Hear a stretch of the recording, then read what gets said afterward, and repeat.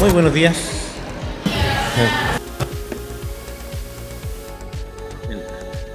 Mi nombre es Alexis Rebolledo, soy el editor científico del SEC. Les doy la bienvenida, gracias por acompañarnos hoy en una mañana bien helada y lluviosa. Antes de comenzar nuestra tertulia del día de hoy, saludar a algunos colegios que nos acompañan hoy: el Hampton College, Liceo Técnico de Valdivia, Instituto Salesiano de Valdivia, San Luis de Alba, Instituto Comercial de Valdivia y muchos otros estudiantes de la Universidad Austral de Chile. Y agradecer también especialmente a aquellos que por iniciativa personal nos acompañan hoy en esta segunda tertulia del año. Les presento a nuestro expositor de hoy, Rodrigo Torres. Rodrigo es investigador del Laboratorio de Biología del Centro de Estudios Científicos. Durante el año 2010 se licenció en Ciencias Biológicas en la Pontificia Universidad Católica y el año 2017 obtuvo su doctorado en Biología Celular, Molecular y Neurociencia en la Universidad de Chile. Durante su formación, Rodrigo profundizó en la relación entre neuroquímica y conducta y posteriormente expandió su interés al campo de la neuroepigenética.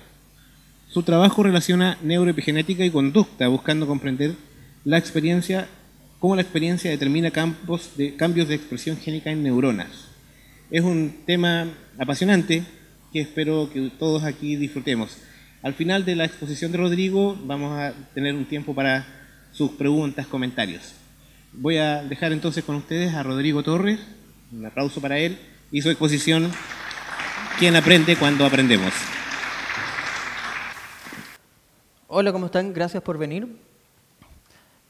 Vamos a hacer un viaje súper largo para comprender cómo funciona nuestro cerebro en su aspecto más básico para permitirnos esta cosa tan misteriosa que hace mucho se considera como un misterio, que es la memoria y el aprendizaje.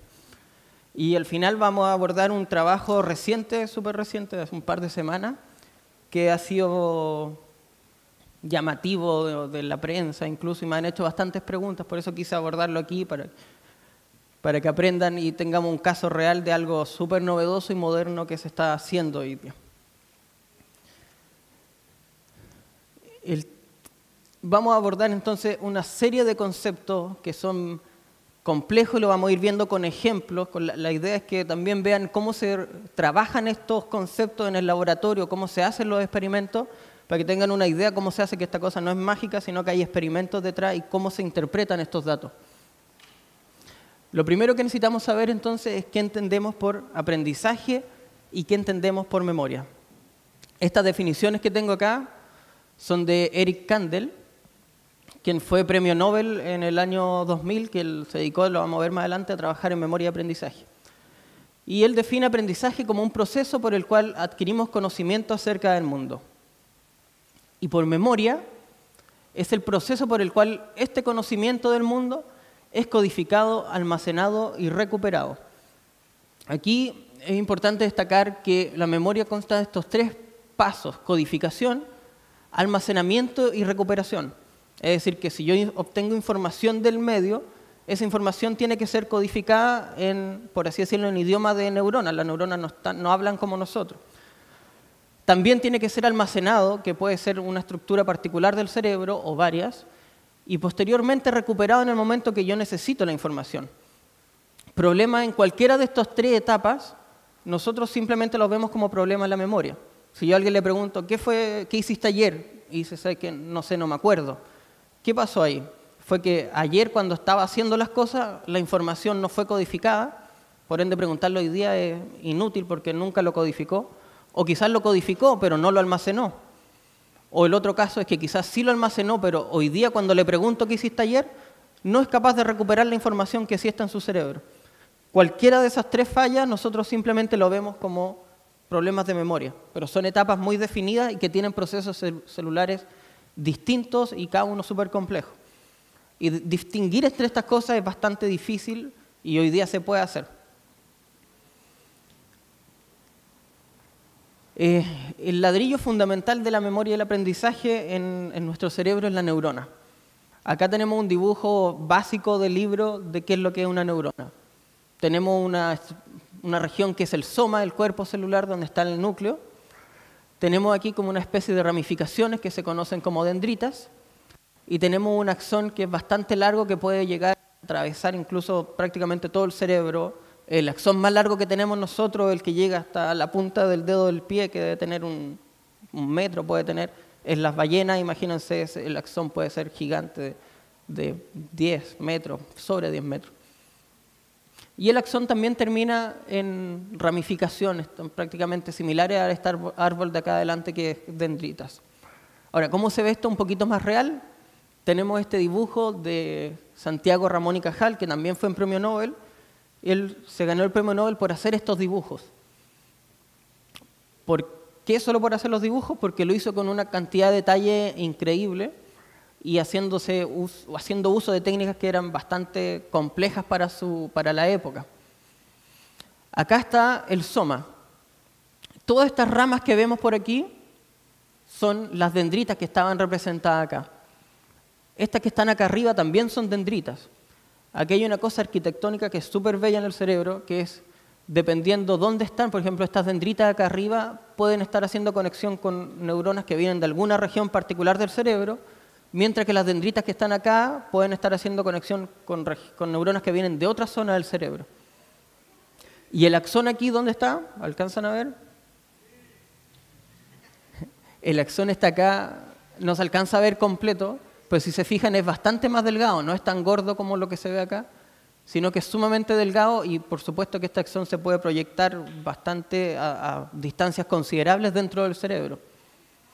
Entonces esto para que tengan una idea de la complejidad del árbol dendrítico que puede tener una neurona. Esto es como se ve en cerebro ratón, la misma tinción que ocupó Santiago Ramón y Cajal. Él fue capaz de este árbol, de este enredo de neuronas que se ve, elegir una, mirarla con detalle y dibujarla al nivel que la vio él. Esto en ratón, esta estructura que está acá, por ejemplo, del hipocampo, que es una estructura que participa en memoria y aprendizaje activamente. Por ejemplo, la corteza, aquí si se fijan, hay esta capa súper oscura, es porque en esta capa se forman muchas conexiones de todas estas neuronas que están acá. Y se forman estas láminas columnares que se ven aquí. Si miramos con un poquito más de aumento una neurona, podemos ver aquí, tenemos el soma. Esto que está aquí, ahora sabemos que es dendrita, no axón. El axón es mucho más delgado, de hecho no lo vemos acá. Y estos que están acá son las dendritas. Si se fijan, las dendritas no son lisas, sino que tienen estas rugosidades que están acá. Esas rugosidades se llaman espinas dendríticas. Cada una de esas espinas dendríticas es el lugar físico en donde dos neuronas pueden conversar, en donde ocurre la sinapsis.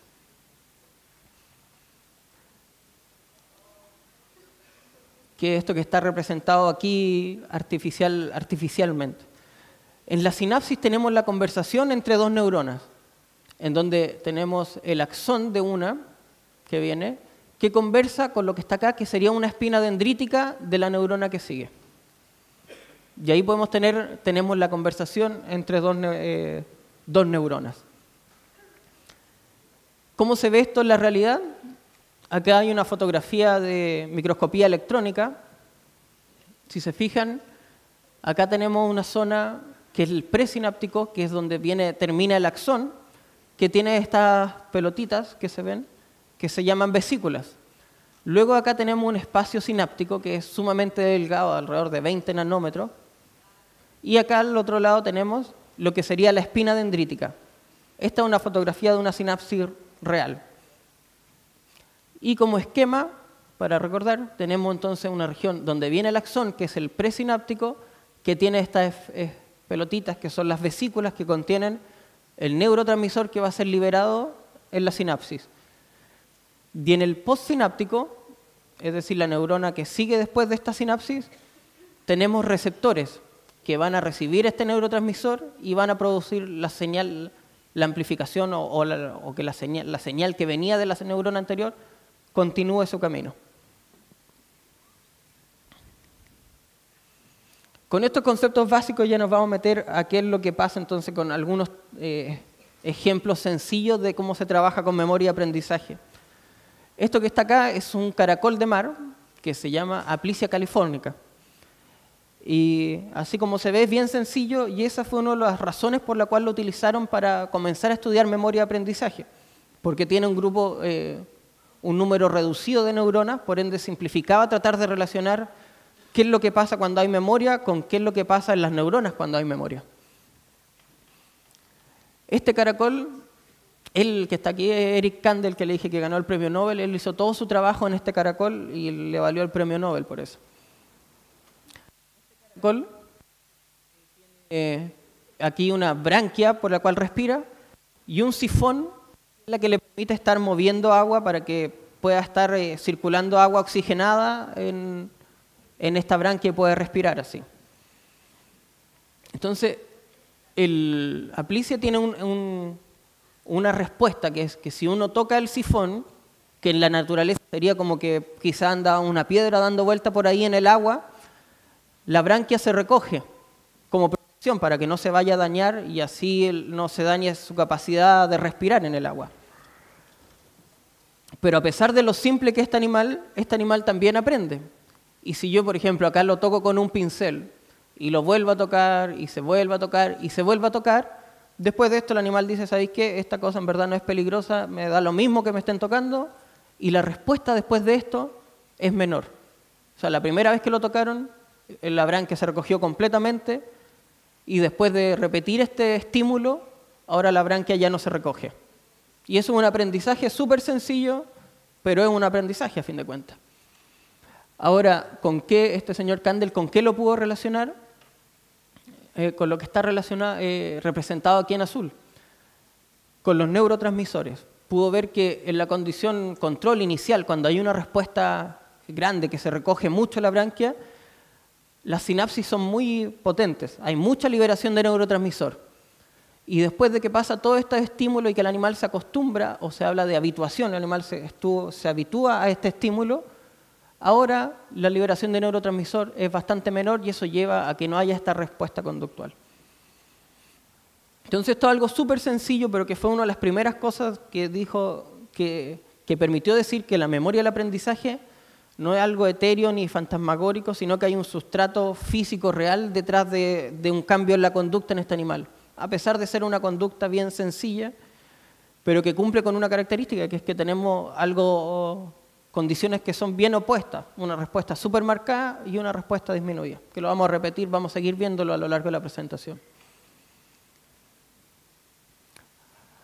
Ahora, en este caso dijimos que lo que cambiaba era la cantidad de neurotransmisor. Ahora imaginémonos que esta parte de neurotransmisor y la parte presináptica del axón está siempre constante, no cambia.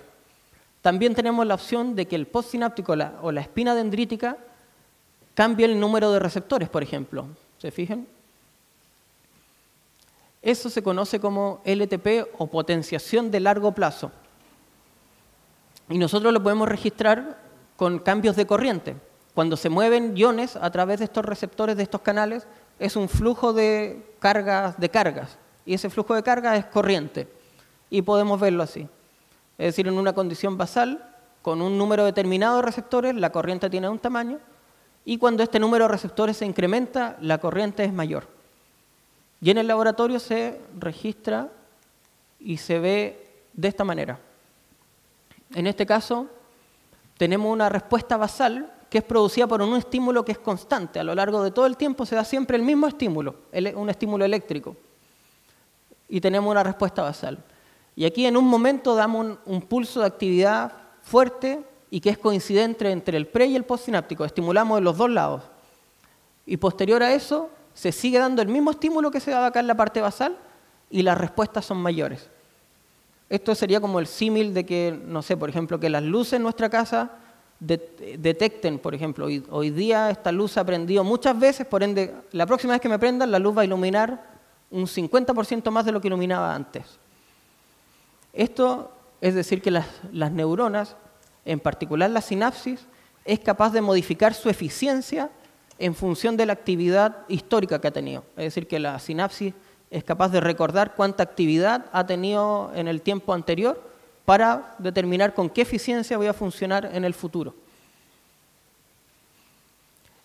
Esto es potenciación de largo plazo y existe el fenómeno inverso, que es depresión de largo plazo, en donde yo tengo periodos de muy, muy baja actividad y después de ese periodo las respuestas van a ser menores a lo que ocurría en el tiempo basal.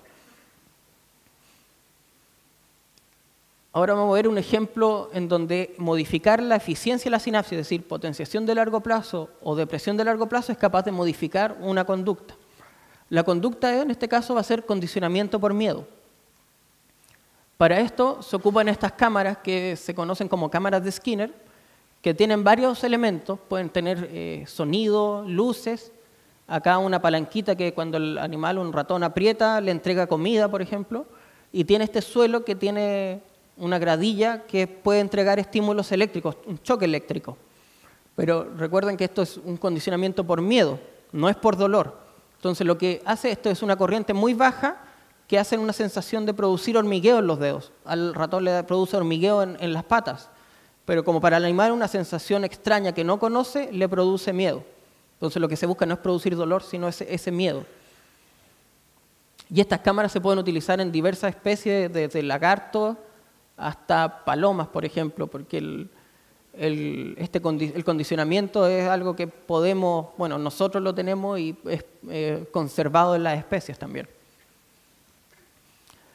El condicionamiento parte así. Tenemos el animal en esta cajita y se da un sonido, un tono, así un bip. ¿Y qué pasa en ese caso? Al animal le da exactamente lo mismo que suene. No tiene nada que le da lo mismo que esté sonando una cosa. Después se produce el condicionamiento en donde se le da el bip y al final del bip se le da este choque eléctrico en los pies. Y después tenemos una respuesta condicionada. La próxima vez que escucha el bip, ahora el bip ya no le da lo mismo, sino que el bip le da miedo porque lo asoció con este choque eléctrico. Ahora, ¿cómo se ve esto en el laboratorio? Acá tenemos la respuesta basal. El animal en este caso está apretando una palanca para recibir gotas de agua dulce, que le gusta mucho. Entonces suena el sonido y él sigue apretando la palanca, le da lo mismo, yo estoy tomando azúcar, me da lo mismo que esté sonando esta cuestión. Tenemos el condicionamiento y ahora le ponemos el bip de nuevo. ¿Qué es lo que pasa?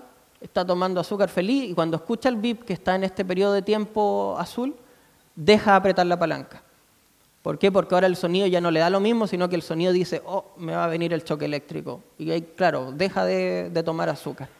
Y ahí podemos ver entonces que tiene el condicionamiento por miedo fue efectivo. Entonces aquí tenemos un animal que ya está condicionado, se fijan que cuando suena este sonido deja de apretar la palanca y después de esto se induce depresión de largo plazo. Si se fijan aquí tenemos una respuesta basal, tenemos un tiempo en donde la actividad neuronal se induce exógenamente a través de un láser. Exógenamente hacemos que esas neuronas estén muy calladitas y no funcionando, disparando muy poco. Posterior a eso, se fijan, las respuestas ahora son menores a lo que ocurría en condición basal. Entonces, ¿qué ocurre ahora con la respuesta? Después de hacer esta depresión de largo plazo, le ponemos el tono y ahora le da lo mismo nuevamente. Ahora sigue apretando la palanca, sigue tomando azúcar, le da lo mismo el tono. Ahora, después de esto, LTP. Tenemos una respuesta basal, una actividad fuerte durante un periodo de tiempo. ¿Qué ocurre después? Las respuestas son mayores a lo que se observaba en condición basal. ¿Y qué pasa conductualmente? Ahora, nuevamente el animal, cuando se le pone el tono, deja de hacer su tarea, vuelve a tener el miedo. Entonces, en resumen, tenemos un animal que al estar condicionado escucha el tono, deja de hacer su tarea, es decir, que lo asocia con este miedo. Después de la depresión de largo plazo le da lo mismo y después con LTP le vuelve a tener miedo. Entonces aquí la memoria va y viene dependiendo de lo que hacemos con las neuronas, si es que la eficiencia se potencia o la eficiencia se deprime. Así de relevante es la función. Y esto LTP y LTD puede estar ocurriendo en cada espina dendrítica de la neurona. Tenemos 85.000 millones de neuronas. Cada una tiene alrededor de 10.000 espinas dendríticas, por así decirlo, estimando algo bajo. Y cada una de esas espinas dendríticas puede estar pasando por LTD o LTP de manera independiente de la que está al lado. Entonces nos permite, por así decirlo, asimilar la capacidad de cómputo que tenemos nosotros. Por eso podemos, no sé, en el colegio aprender desde historia, matemática, educación física, porque las neuronas tienen esta capacidad de computar mucha información. Ahora vamos a hablar de las espinas dendríticas, cómo se pueden modificar. El modelo que les voy a contar aquí es preferencia de un lugar condicionado. Esto es una caja que tiene estos dos ambientes donde el ratón puede elegir libremente si va al lugar blanco o al lugar oscuro. Los ratones son animales nocturnos, entonces su preferencia natural es el lugar oscuro. Además ahí se sienten más protegidos, sienten que están escondidos como en su madriguera. Entonces si vemos cuál es su preferencia en condición basal, el animal prefiere el lugar oscuro antes que el lugar blanco. El lugar blanco va un poco, pero es solo visitar para explorar. Ahora, ¿qué pasa si al animal lo ponemos en el lugar blanco y además le damos un pinchazo? Le inyectamos algo. Obviamente sigue prefiriendo el lugar oscuro y el lugar blanco se produce una preferencia negativa, es decir, una aversión. Que lo poco que visitaba el lugar ahora ya ni siquiera lo visita, evita ir a ese lugar. Porque obviamente a nadie le gusta que vayan, te agarren y te pinchen ahí. Ahora, ¿qué pasa si en el lugar blanco le damos una inyección con droga? Ahí sí que le gusta el lugar blanco. Cuando él asocia este lugar blanco ahora con los efectos de una droga, en este caso cocaína, él prefiere ese lugar. Entonces aquí nuevamente lo mismo que pasaba en el caso de Aplicia, que yo les dije, tenemos dos condiciones que son diametralmente opuestas, es lo mismo que tenemos aquí. Tenemos una condición basal en que el animal prefiere el lugar negro versus una condición posterior en donde prefiere el lugar completamente opuesto. ¿Y qué es lo que hay detrás de esto? Bueno, hay un sistema en el cerebro que es el blanco de las drogas, que se conoce como el circuito mesocórtico límbico, y en particular, por ejemplo, el núcleo accumbens, que es una región que participa de la adicción a drogas. Cuando ocurren estas inyecciones con droga, si se fija, hay un incremento en la cantidad de espinas dendríticas. Y cada una de estas espinas a la vez puede estar pasando por procesos de LTP, LTD, cambio en la cantidad de neurotransmisores, como vimos, para que vayan haciéndose la idea de la complejidad que hay detrás de todo esto. Entonces hemos visto varios mecanismos de memoria, por así decirlo, celular. Tenemos a nivel presináptico la habituación, que fue el ejemplo que vimos, que se habitúa y deja de liberar neurotransmisor. Existe el caso contrario, que es sensibilización, que se hace, uno puede responder con mayor fuerza ante el mismo estímulo. Mecanismos postsinápticos, LTP y LTD, en donde la eficiencia de la sinapsis es la que cambia. Y también tenemos que podemos cambiar el número de espinas dendríticas. Existen otros mecanismos que no sean solo en la sinapsis. De hace mucho tiempo se había propuesto que la memoria también tenía que almacenarse en otro lugar, que no fuera solo la comunicación. Y eso ahora recientemente se ha podido avanzar en esta línea de mecanismos no sinápticos. Y para contarle un poco de esto tenemos que partir por algo básico. Para contarles lo que es epigenética, tengo que partir por lo que es la genética. A modo muy resumido, porque si no estaríamos aquí un año conversando, la genética es simplemente nuestra información, es decir, la información que contiene nuestro ADN. Nuestro ADN contiene una secuencia, la cual puede ser transcrita en lo que es un ARN o RNA en inglés, y esto es traducido en proteínas. Y el ADN es el que contiene la información, es como el almacenamiento de la información. Nosotros provenimos, todos nos formamos a partir de una célula, y esa célula tenía una información genética que proviene mitad del padre y mitad de la madre, y con eso nos formamos completamente nosotros. ¿Están de acuerdo hasta ahí con todo? Entonces, pero aquí hay un problema que alguien hace mucho tiempo dijo, hace mucho tiempo se dio cuenta, dijo, o sea, todas nuestras células vienen de una célula que partimos con una misma información, y hoy día sabemos que todas nuestras células tienen la misma información. Por eso que, no sé, en el caso, no sé, de un asesinato, por ejemplo, y van al culpable, lo quieren identificar, lo pueden hacer con información genética, con un test de ADN, y da lo mismo si el ADN viene del pelo, o viene de la sangre, o viene del pie. Todas las células tienen el mismo ADN. Y esta persona hace mucho tiempo dijo, oye, pero un pie es súper distinto a la cabeza. y no sé, y el cerebro es súper distinto al hígado. Entonces, ¿cómo puede ser que siendo que todas las células tienen la misma información y todas tienen este mismo proceso, todas van a llegar con la misma información, tenemos células que cumplen funciones sumamente distintas? Entonces, ¿cómo podemos llegar a eso? Que con la misma información tenemos una célula que forma un pie y tenemos otra célula que forma una cabeza. Entonces, él dio una respuesta teórica a este problema. Y él sugirió eso que está acá. Dijo, tiene que haber algo sobre la genética. Eso, así de simple. Tiene que haber algo que comanda la genética. Es como que estamos aquí, somos todos humanos, pero tiene que haber algo que diga, así como ya, tú vas a ser pie hoy día y tú vas a ser cabeza. Eso que está sobre la información genética, él lo llamó epigenética. Epi viene de sobre. Y lo graficó de esta manera. Bueno, él partió con una célula porque a él le interesaba en el desarrollo embrionario. Como de una célula podemos llegar a células que forman pie y a células que forman cabeza. Y dijo entonces, todas las células tienen la misma información, pero dependiendo de algo que él dijo, epigenética, que lo definió como este paisaje, esta célula puede llegar a este carril y quizás va a formar un pie, o puede desviarse por acá y caer acá, y aquí va a formar una cabeza. Entonces, este potencial, partimos todos con la misma formación y tenemos el potencial de formar 1, 2, 3 o 4 cosas diferentes. Ese potencial, él dijo, lo define algo sobre genética y lo llamó epigenética.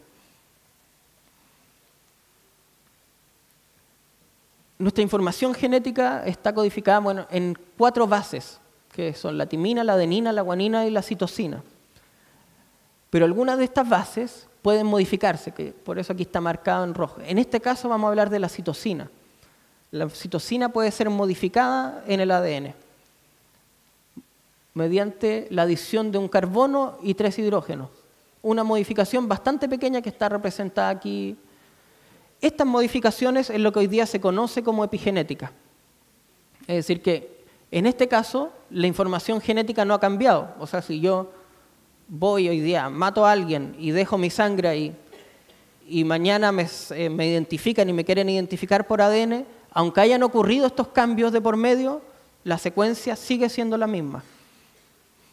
Eso también nos permite comprender por qué somos tan distintos o por qué podemos tener variabilidad entre humanos. A pesar de que tenemos mucha coincidencia en nuestra información genética, todos somos claramente distintos y eso también juega un rol aquí la epigenética.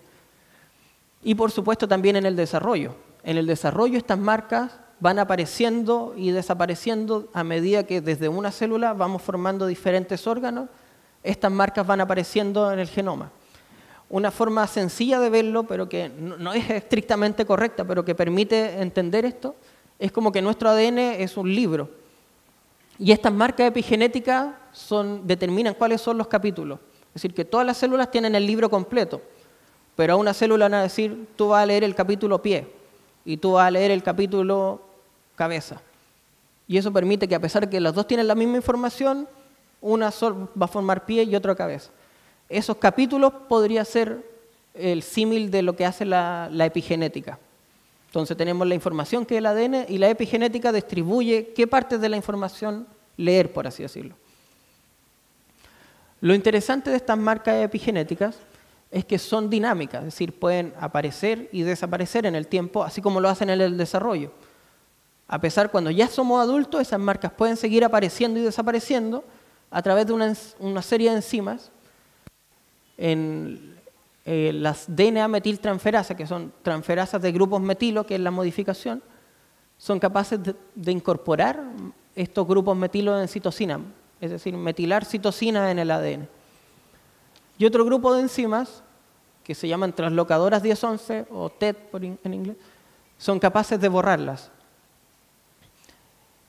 Eso ocurre en el cuerpo, o sea, durante el desarrollo ocurre bastante bien dinámico, pero en el cuerpo adulto no ocurre tanto y se pensaba que ya no pasaba más. Pero hay un tejido en el cual ocurre bastante y es súper importante. ¿Se le ocurre cuál? En el cerebro. Nuestras neuronas tienen estas modificaciones sumamente dinámicas. Entonces ahí vino la pregunta, ¿tendrán algo que ver estas modificaciones con la memoria? Para eso vamos a ver qué pasa si yo inhibo la metilación del ADN, inhibo esta enzima, ¿qué pasa con la potenciación de largo plazo?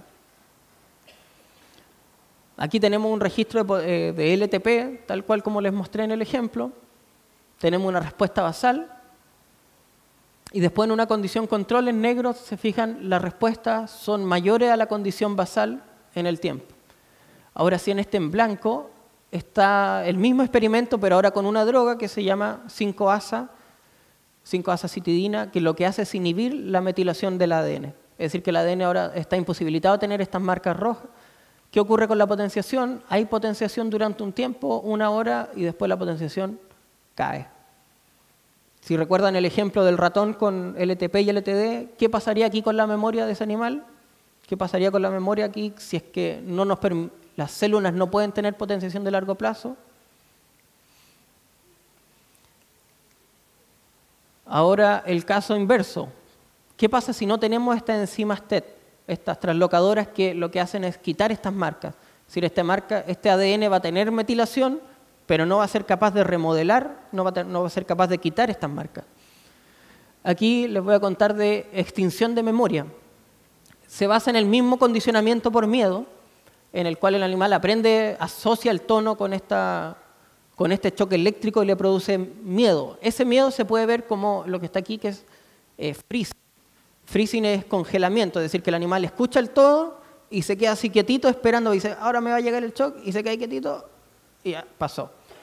Ahora, ¿qué pasa si yo hago eso mismo, pero al final no le doy el shock? Entonces el animal escucha el tono, se queda quietito y dice, ahí viene el shock, y dice, hoy no pasó nada.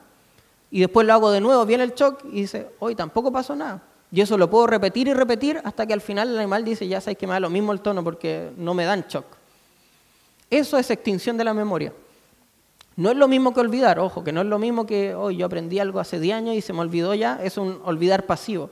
Esto es algo activo, el animal las neuronas tienen que hacer un esfuerzo por extinguir esa memoria. Entonces, ¿qué es lo que ocurre? Al comienzo el animal tiene un alto porcentaje de congelamiento porque tiene bastante miedo. Y después de que lo repetimos mucho, el sonido sin darle el shock, el porcentaje de freezing o congelamiento disminuye, es decir, que el tono ya casi le vuelve a dar lo mismo. ¿Qué ocurrirá en un animal que es knockout para esta enzima? Es decir, que no posee las enzimas translocadoras que borran esta metilación del ADN. El animal aprende similar a lo que pasa en el control. ¿Qué se imaginan que ocurre acá después de la extinción? ¿Qué podría pasar? El animal se queda pegado acá. Es decir, que el animal aprendió algo y si no puedo remover esto, el animal se queda pegado en esta condición del miedo, que podría ser un símil de un estrés postraumático, por ejemplo, cuando ocurre una experiencia muy traumática y no te la puedes sacar de la cabeza, aquí pasó. Entonces, al parecer, necesitamos que haya metilación del ADN para aprender algo, porque si no, por ejemplo, la potenciación, no hay potenciación. Y si queremos olvidar algo, tenemos que remover estas marcas en el ADN, si no nos quedamos pegados y no podemos olvidar. No es tan sencillo, pero por ahí va la idea. Entonces ahora con todo lo que hemos hablado hasta este momento les quería finalizar esta charla con este trabajo que fue publicado hace poco y que salió en los medios, ahora no sé, 15 de mayo, en varios medios, que dice, científicos lograron trasplantar recuerdos de un caracol a otro. Así que aquí vamos a aplicar de prácticamente todo lo que hemos hablado en la charla. Ocuparon a Plicia como modelo, por eso hablan de un caracol. Este caracol marino que estuvimos explicando. Y similar a lo que les mostré antes, en este caso tiene una prueba que le tocan acá y tiene una respuesta. En este caso lo que van a inducir ellos es sensibilización. ¿Y cómo lo hacen? Posterior a esta prueba que le hacen un tacto con algo suave como un pincel, después de esto viene lo mismo pero ahora con choque eléctrico, es decir que son mucho más fuertes. Y después tenemos una prueba número 2, en cual el estímulo es el mismo que el primero, pero en este caso la respuesta es mucho mayor. Por eso en este caso se llama sensibilización, porque el animal, la respuesta conductual es mucho mayor al caso basal. En el caso que vimos al principio era habituación, donde el animal se acostumbra y la respuesta es menor. ¿Cómo se ve esto entonces en este trabajo en gráfico? En condición control, el tacto, la respuesta es muy chica. Y después de este entrenamiento con corriente, hacemos el mismo tacto delicado con un pincel y la respuesta es mucho mayor. Eso es un animal sensibilizado a este estímulo. ¿Qué hicieron ellos? Tomaron de los animales, disectaron las neuronas y de las neuronas extrajeron el RNA. El RNA es este mediador entre la información genética y las proteínas. Ahora, hay que considerar que pueden ser animales sin entrenar, pueden tomar un animal sin entrenar y extraer RNA, por ende ese RNA lo vamos a llamar un control, y pueden hacer lo mismo de un animal entrenado y vamos a obtener RNA entrenado, por así decirlo.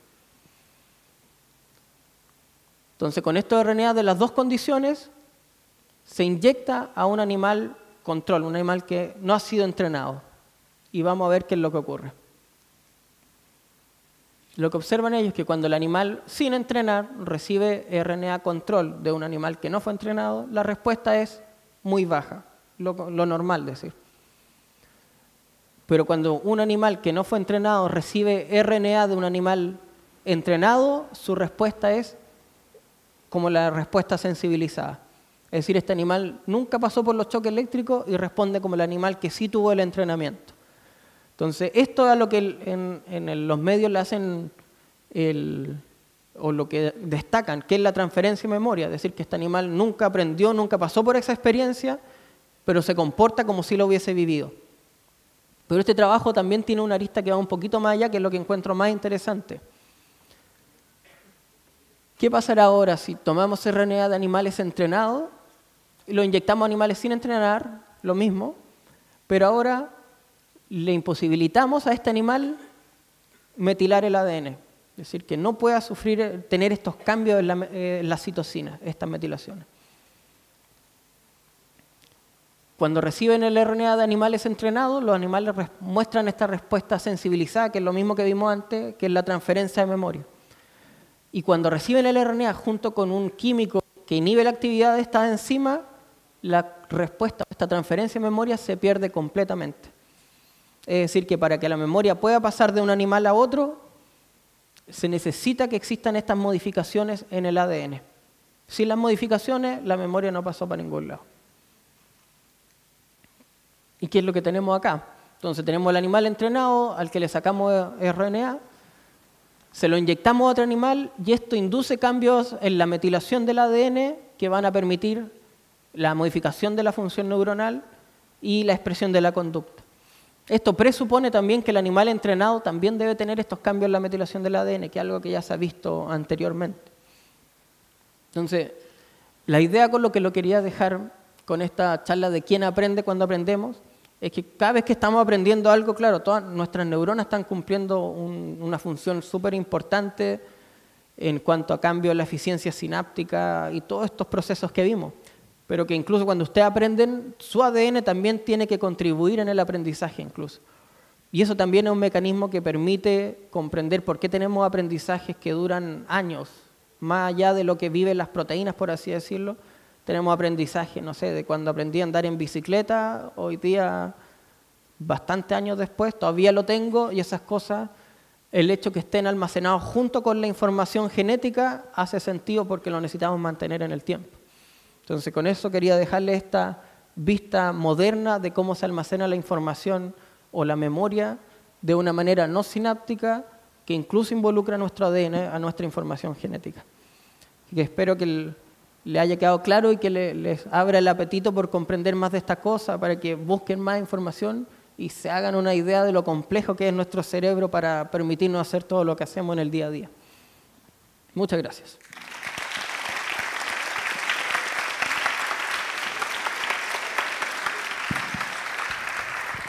Bien. Te entregamos la palabra ahora entonces para eventuales consultas. Por allá tenemos. Hola, súper interesante tu charla y lo que estuve pensando todo el rato fue si has leído investigación que pone al servicio de un sistema educacional este tipo de información. Por ejemplo, cómo desde el punto de vista de la metodología metodología de enseñanza de un profesor, podemos generar metilación para que haya potenciación de largo plazo. O sea, no sé si hay estudios que ya estén buscando poner, o sea, en el fondo, cómo poder metilar para tener esta potenciación y en el fondo mejor desempeño, desde el punto de vista de alguien que enseña. No sé si has leído, si hay investigación de eso. Mira, hay bastantes cosas que se saben al respecto y que permiten mejorar rendimientos, por ejemplo. Con metilación en particular, esto es algo que está bastante, o sea, es bastante moderno en la ciencia. O sea, hay mucha información ya, pero así como para traducirlo, en humanos se ha estudiado, por ejemplo, en casos de experiencias traumáticas, por ejemplo, lo que más se estaba empezando a abordar. Pero sí hay manipulaciones que son bastante sencillas, porque son algo complejas de implementar, por ejemplo, en la sala de clase, pero hay formas de consolidar aprendizaje de cosas bien sencillas, por ejemplo, dormir. Dormir permite consolidar memoria y aprendizaje de manera mucho mejor que sin dormir. Y de eso hay trabajo, y hay trabajos con alumnos, y hay bastantes cosas. Entonces, si hay información y hay cosas sencillas que se pueden hacer que favorecen el aprendizaje en la sala de clase. Ahora, con este nivel de metilación, todavía no, y hasta me preocupa el día que empiecen a aparecer drogas que digan, oye, yo favorezco la metilación, vaya a aprender más, porque aquí esta cosa es una versión bastante resumida y sencilla. Pero también hay regiones, por ejemplo, de nuestro genoma que tenemos que tenerlo metilado para apagar genes, por ejemplo. No queremos que nuestra cabeza de repente se transforme en un pie, por ejemplo. Estas cosas de metilación están metidas bastante en cáncer también. El hecho que una célula adquiere un tipo de fenotipo o una conducta embrionaria de querer formar un tejido nuevo de la nada, la metilación está metida ahí también. Entonces, modificar esas cosas así como tiene consecuencias más allá de esto. Entonces, todavía está recién en pañales. Así que. Hola, primero agradecerte mucho por la charla. Quería preguntar si es que los estímulos relacionados con el ADN, ¿es posible entonces que de generación en generación se pase un aprendizaje sin que la generación nueva lo haya como conscientemente aprendido? Entre generaciones, ya se han hecho trabajos entre generaciones en ratón.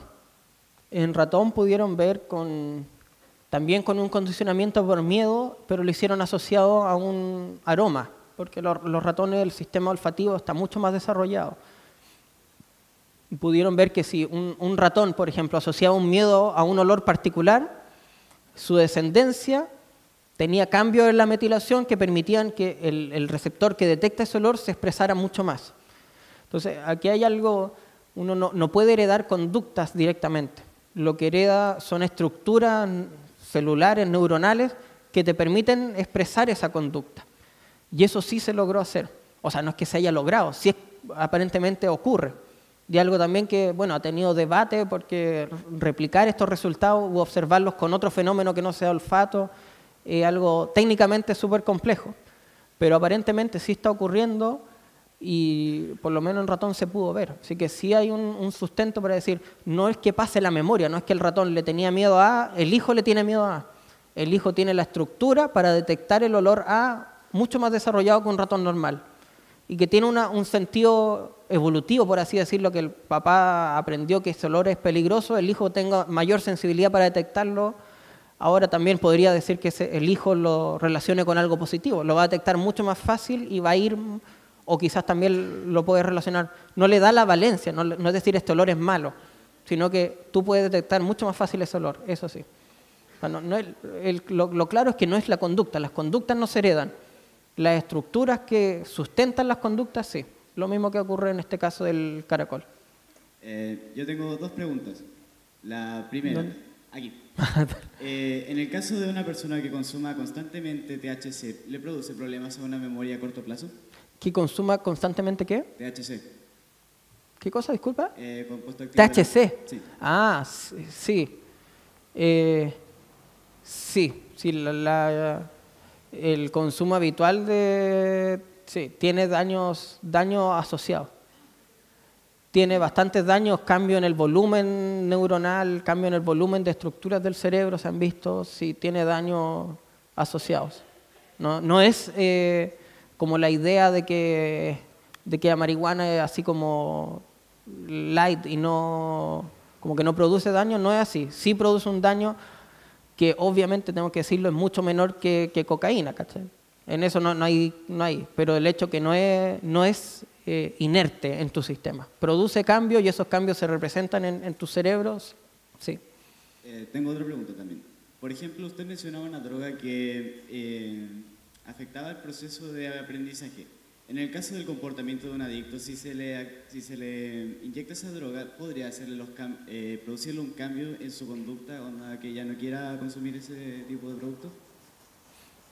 Sí, se han hecho experimentos con adicción. Adicción en particular en ratones se ocupa mucho porque es un estímulo, por así decirlo, súper fuerte. Es decir, la adicción de las drogas se produce, no necesita hacer nada especial para que el animal se vuelva adicto. Por eso se ocupa mucho como modelo. Y sí, se han hecho bastantes experimentos en que yo puedo revertir una memoria nociva, por así decirlo, pero es una memoria en que el animal, por así decirlo, recuerda que es adicto a una sustancia X. Esa adicción, si se ha podido eliminar, esa memoria adictiva, si se puede eliminar en ratones, sí se ha hecho. Ojo que en el caso en el humano, si se llega a hacer lo mismo, eso no quita el efecto nocivo de la droga. Tú puedes quitar la adicción, pero los efectos nocivos que tuvo los vas a seguir teniendo. Los cambios en los volúmenes de estructura los vas a seguir teniendo. Entonces te pueden quitar esa memoria adictiva. Y la memoria adictiva también tiene un problema que es sumamente, es muy fuerte. Es decir, que lo mismo que pasa con las personas que dejan de consumir una droga de forma voluntaria, basta, por ejemplo, con que se estresen en el ambiente laboral, se estresan, vuelven a recaer. O que vean a la persona que le vendía la droga y vuelven a recaer. Es porque es una memoria adictiva que es muy fuerte.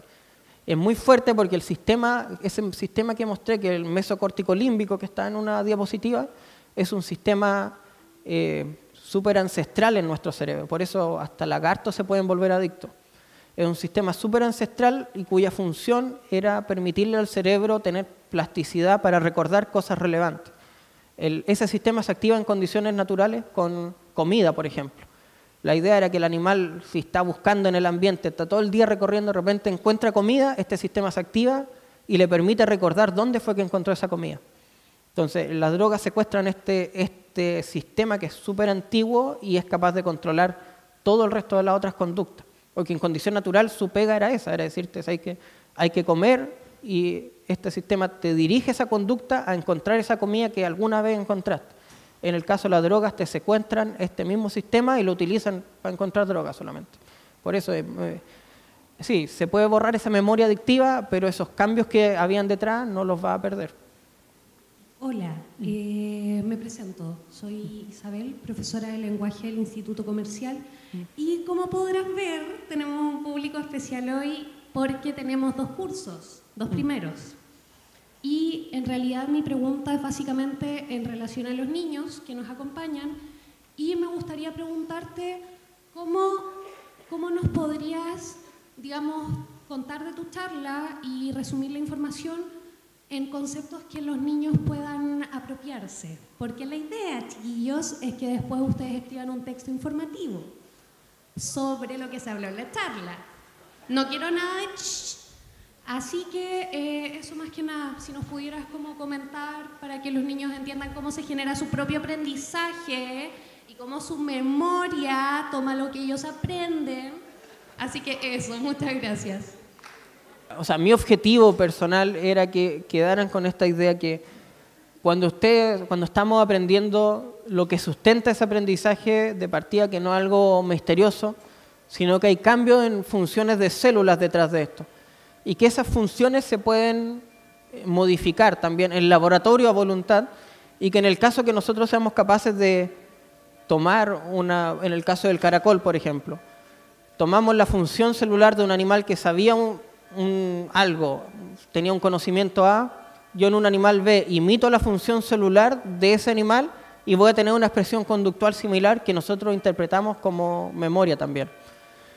Y bueno, finalmente que hasta el ADN contribuye en esto y que lo que nosotros consideramos como nuestra información genética, que parecía algo como tan tranquilo e inmutable que lo necesitamos constante en el tiempo, en realidad también está cambiando, sin cambiar la secuencia, pero sí se está modificando y eso permite tener, que contribuye también a la memoria y al aprendizaje. O sea, al nivel que tiene que almacenarse la información que estamos adquiriendo, incluso llega a nuestro ADN. Buenas tardes. Primero que nada, agradecer la instancia y felicitarte por la exposición. Uno sabe que es una buena exposición cuando deja más preguntas que respuestas. Esa es la idea, está bien. Entonces, bajo también esa lógica, quisiera preguntarte acerca de la ética científica que se está manejando ahora.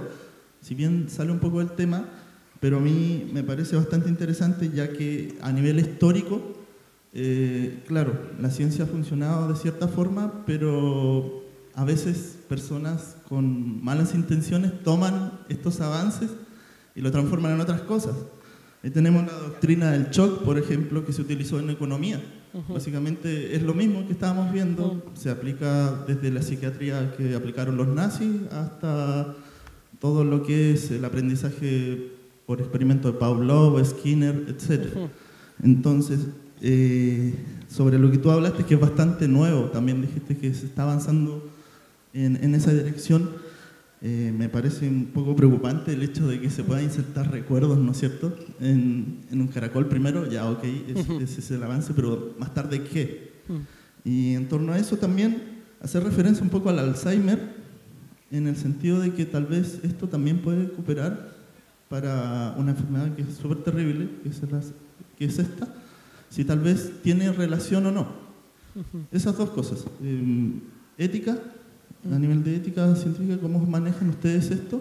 Porque es una información súper relevante que puede ser utilizada de forma, no de la mejor forma posible, ¿no es cierto? Y acerca de lo que es, si es que tiene que ver con, podríamos mejorar las condiciones de las personas que tienen Alzheimer.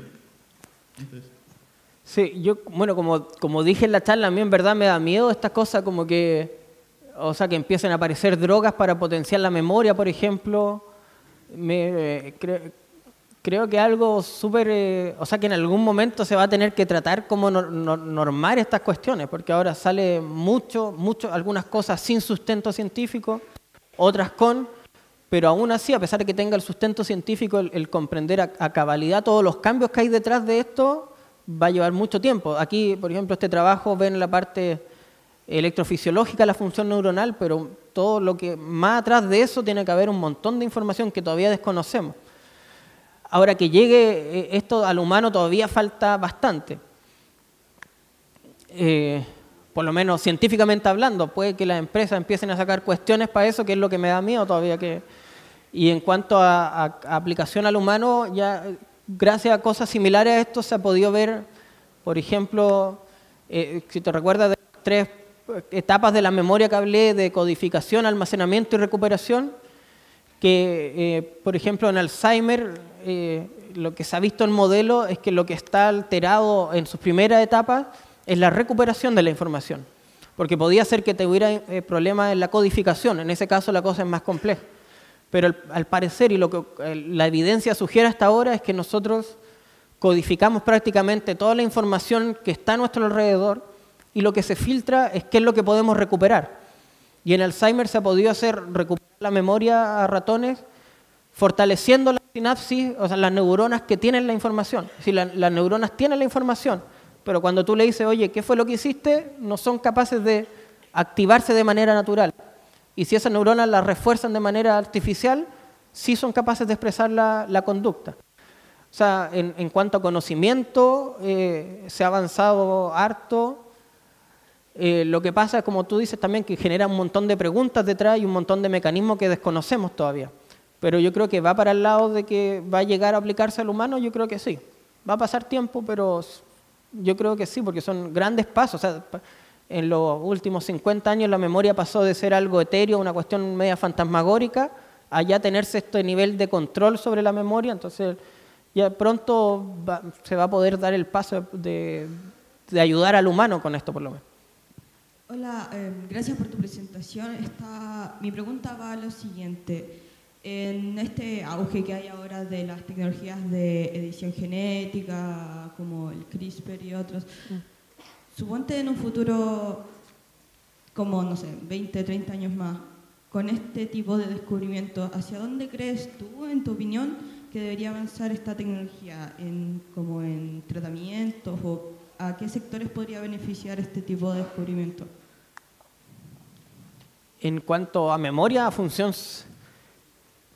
sí, o sea, hay empresas en general que ya están haciendo estas cosas que, así como que van a la par con los descubrimientos, las empresas ya están haciendo las cosas. Por ejemplo, hay en Estados Unidos una empresa que está produciendo virus con genes humanos, una batería, o sea, ojalá, están tratando de tener todo el genoma en virus, cosa que a ti te puedan infectar con un virus y darte los genes que necesites para diferentes enfermedades, por ejemplo. Yo creo que eso tiene que, o sea, no sé si el salto está siendo frenado o bueno, falta conocimiento, pero yo creo que para allá va la cosa. Para allá va la cosa en el decir que tú puedas recuperar la función de genes que pierdas durante tu vida, producto de cambios genéticos o epigenéticos, o producto simplemente de enfermedades que traías contigo. Yo creo que por ahí va la cosa para el futuro. Mi pregunta va más que nada, bueno, por lo que entiendo, una conducta está relacionada con un patrón de metilación, ¿verdad? Por lo que explicaste tú. Y ese patrón de metilación lo realiza esta proteína de MTG que tú contaste. Entonces, ¿qué controla esa proteína para seguir un patrón X? Por ejemplo, vemos un paisaje y que ese paisaje no sé, se traduzca a información que la proteína, la DMTG, pueda ver como, estoy viendo un paisaje, memoria del paisaje, patrón de metilación X, ¿qué conduce a la proteína que metila? Porque de acuerdo a lo que veías del caracol, me da la impresión que lo que pasó ahí es el RNA que se traduce a esta proteína que sería del caracol A al B y que ese sigue un patrón de metilación X que llevó los recuerdos al siguiente caracol. Entonces, ¿qué dirige a esta proteína que realiza la metilación y sería el principal actor, digamos, de mantener los recuerdos en las neuronas? Sí, una buena pregunta. O sea, hay una parte que es lo que yo creo y otra parte que es lo que se sabe también. De lo que se sabe, que tiene una lógica, porque ellos inyectaron RNA, y no quise profundizar más en la charla, pero el RNA también es un RNA total lo que inyectaron, no solo mensajeros, también hay RNAs no codificantes. Y se sabe que las DNA metiltransferasas son capaces de acoplarse a RNAs no codificantes. Entonces, lo que se ha visto es que el RNA no codificante puede formar una estructura secundaria que va a tener una región de homología con una región del ADN y la región que forma el loop o estructura secundaria recluta la DNA metiltransferasa. Entonces, sí se puede dirigir metilación a una región particular del genoma. Entonces, yo creo que, o sea, en este trabajo lo que buscaron era eso, transfectaron RNA y probaron directamente inhibiendo la DNA metiltransferasa porque era su hipótesis.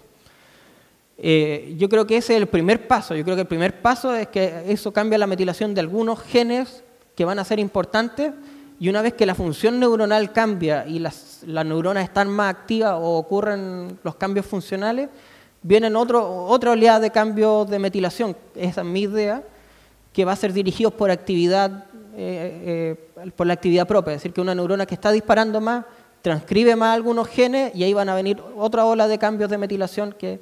Entonces yo creo que los que vienen en el RNA es lo importante aquí, que ahí viene quizás una región, quizás muchas regiones, pero cambio la metilación en regiones particulares que son capaces de gatillar todo de ahí para abajo. O sea, ahí viene la especificidad de esto. Con lo que dijiste delante, me pareció que lo que acaban de decir puede ayudar con problemas de personalidad, de memoria, como ya habían dicho, y sobre el trastorno. Todo eso se puede alcanzar con esto que se está haciendo, ¿cierto? Sí, en ratón se han hecho trabajos, por ejemplo, con depresión, con bastante, ¿cómo se dice?, enfermedades del índole psiquiátrico, por ejemplo. Se han podido hacer bastante, en ratón se han podido mejorar. O sea, la ventaja que tenemos en el ratón, por así decirlo, es que podemos abrirle la cabeza y meterle electrodos o láser o las cuestiones. Entonces, estos son los primeros pasos. Es lo que nos está diciendo, es cómo es cómo funciona, cómo podría funcionar. Entonces sí, incluso para cosas que son más complejas como estos trastornos psiquiátricos ya se ha hecho en ratones. Entonces las bases mecanísticas son similares, también cambian la metilación que dirigen, cambian la expresión de genes, por ejemplo con estrés agudo en ratones cuando son muy jóvenes le hacen estrés y eso cambia la metilación del ADN y ese cambio de la metilación le queda toda la vida hasta que el ratón es adulto. Y eso en ratones se ha revertido y eso revierte también los fenotipos conductuales del animal. Entonces sí, para el humano yo creo que hay esperanza. Sí, el problema es que esto es algo, así como lo pusimos, es como que pasa la metilación, pero el genoma es súper largo y necesitamos regiones que estén metiladas y necesitamos otras regiones que no estén metiladas. Entonces hay una cosa todavía media misteriosa que es como esto, o sea, yo le pongo RNA y el animal expresó solo ese aprendizaje. Pero ¿por qué no se transforma? La neurona podría haberse transformado en un pie quizá, o podría haber aprendido a sumar el ratón. Es decir, caracol le inyectamos el RNA de otro, ¿por qué no aprendió a sumar? Entonces todavía hay cosas misteriosas ahí que hay que entender, todavía hay mucho que entender detrás. Sí, con eso lo del pie que dijiste, me entró otra duda, que sería que con esto también se puede alcanzar regeneración celular o otros tipos de regeneración. Sí, una rama de la biología del desarrollo durante el desarrollo partimos con un genoma, por así decirlo, pristino, por así decirlo, que tiene la capacidad, por eso desde las primeras células pueden formar un organismo completo. Es decir que hasta creo que 8 células, el estadio de tener 8 células, yo puedo separar esas 8 células y tener 8 humanos distintos. O sea, 8 humanos que serían clones entre sí, pero son 8 humanos. Y a medida que va creciendo esto, ya la cosa se va restringiendo. Ya no puede formar un humano completo, pero puede formar diferentes tejidos. Esos cambios, esa etapa, están marcadas por cambios epigenéticos, cambios en la metilación. Y se puede inducir, es decir, se hace que en humanos, por ejemplo, tomar, no sé, una célula de músculo y yo a la fuerza reseteo la parte epigenética para que el genoma vuelva a ser como y se vuelva a tener una célula pluripotente, por así decirlo. Se vuelve atrás solo modificando, la información está ahí. Y esos son trabajos antiguos que se hicieron en rana. No sé si recuerda el caso de la oveja Dolly, por ejemplo. El trabajo de la oveja Dolly fue súper reconocido en los medios, pero en cuanto a conocimiento, el conocimiento ya estaba. La pregunta era si está toda la información para formar un organismo o no. O sea, que yo saco una célula del pie, ¿tiene toda la información para formar un organismo completo o tiene formación solo para formar el pie? Y esa pregunta se la habían hecho hace mucho tiempo y la respuesta ya la tenían, la habían hecho en rana hace mucho tiempo atrás. Y eso lo que sí cambia es estas cosas epigenéticas que hay detrás y se pueden resetear también. Hola, mi pregunta tiene que ver con el miedo, porque pareciera que en los experimentos de condicionamiento principalmente se trabaja con animales en base al miedo. Cuando el muchacho ya habla de que, por ejemplo, se usó la teoría del shock para instaurar un sistema económico mediante el miedo, pareciera que el miedo mueve un poco al cerebro, como que el cerebro le tuviera miedo al miedo y actúa de cierta forma para evitar cosas que le causen problemas o alguna situación incómoda. Entonces, de acuerdo a tu experiencia, ¿será que el cerebro primitivo actúa de acuerdo, o sea, actúa para evitar esos miedos? Que el miedo, por ejemplo, o las mismas drogas, se utilizan en estos experimentos principalmente porque son entrenamientos cortos. El miedo es un aprendizaje rápido porque evolutivamente, por así decirlo, no tienes otra opción. Es como que tú ibas caminando y te encontraste un tigre, tu opción es arrancar o ya no la contaste de nuevo. Entonces, el aprendizaje asociado, por ejemplo, yo escuché el tono y me llegó el shock, no necesitáis una segunda exposición a eso. El aprendizaje se produce rápido. Y eso facilita la interpretación científica de los datos, por así decirlo. Pero también se hace esto mismo con pruebas que son bastante más complejas. Con pruebas bastante más complejas, por ejemplo, en que los animales toman decisiones. Ellos, por ejemplo, se les hace que al escuchar un tono bip o un bop tenga que ir a la derecha o a la izquierda, por así decirlo. Pero lo interesante es que uno puede estudiar que el proceso completo ocurre cuando el ratón lo decide. Él tiene que ir a apretar un botón y ahí recién empieza la tarea. Entonces, a pesar de que él vaya a la derecha o a la izquierda, da lo mismo. Lo que tú estudias es qué pasó cuando el animal decidió ir a hacer. Pero eso ya tiene una capa más de complejidad, porque ahí te dicen, oye, pero ¿cómo sabís cuándo decidió? ¿Lo decidió aquí? ¿Lo decidió un poquito más tarde? En cambio, en esto el aprendizaje, como que la parte aprendizaje lo dejáis un poquito de lado, porque tú tenías un aprendizaje súper fuerte y decís, tenía estos contrastes de los que yo hablaba. Tenía una condición basal que la respuesta es 0 y la respuesta después del aprendizaje la respuesta es 1000. Entonces ahí tú decís, la parte conductual te la sacáis, porque la parte conductual es variable. Entre todos nosotros, quizás todos aprendimos a sumar, pero uno se demoró un día, otro se demoró 10 días, entonces te mete un poquito más de ruido. Es por eso que se ocupan esto.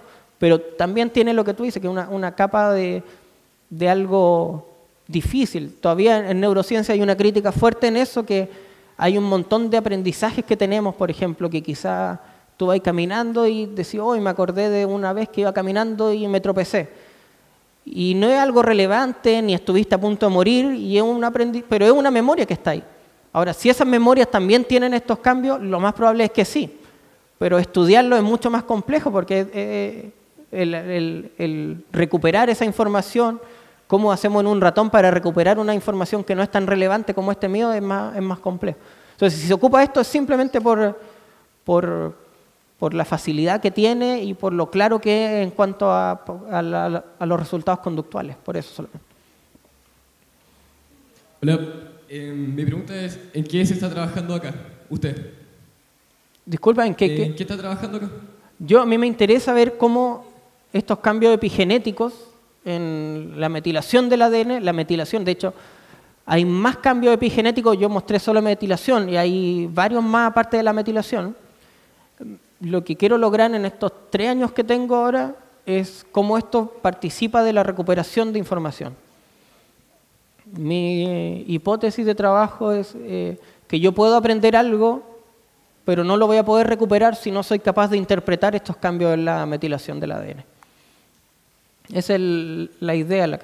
Y que esto también ocurre en células particulares que guardan la información, no en cualquier célula.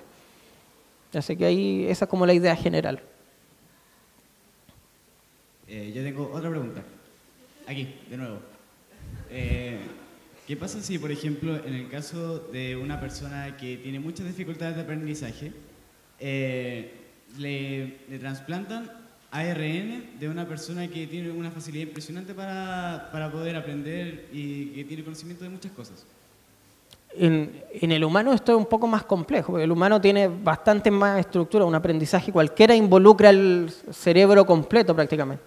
En el caso del caracol era más sencillo porque esa vía de neuronas que mostré desde el sifón a la branquia tiene una neurona que es sensora, que es la que sensa el estímulo, y una neurona motora, que es la que ejecuta la acción. Entonces, por eso se puede transferir tan sencillo. En el humano es bastante más compleja la cosa, así que transferirlo solo por ARN todavía no, tenía harto años. Más fácil, mejor estudiar antes que esperar a que te puedan inyectar la cuestión. Todavía le queda bastante tiempo a eso. Bien, quiero pedir un aplauso para Rodrigo. Gracias. Van a quedar varias preguntas pendientes. Les pedimos disculpas del caso, el tiempo nos fue en contra. Agradecer la enorme participación y su grata compañía hoy en nuestra tertulia. Les invitamos a estar atentos a la próxima convocatoria, a una nueva tertulia el próximo mes. Muchas gracias por acompañarnos hoy.